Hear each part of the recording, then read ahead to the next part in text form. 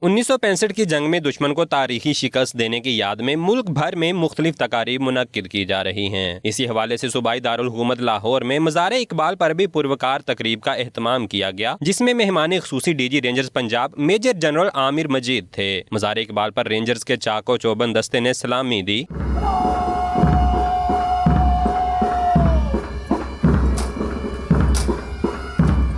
DG rangers ने मज़ार इकबाल पर हाजिरी दी, फातिहा खानी की और फूल चढ़ाए, जबकि सलामी भी पेश की।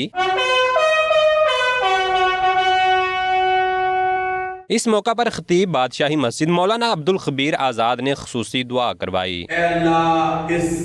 यौम को तू अपनी बारगाह में मनाने को कबूल व मंजूर फरमा। इस मौका पर वज़ीर आला पंजाब समेत दीगर सियासी शख्सियात की जानिब से यौम दिफा के हवाले से पैगामात का सिलसिला जारी है।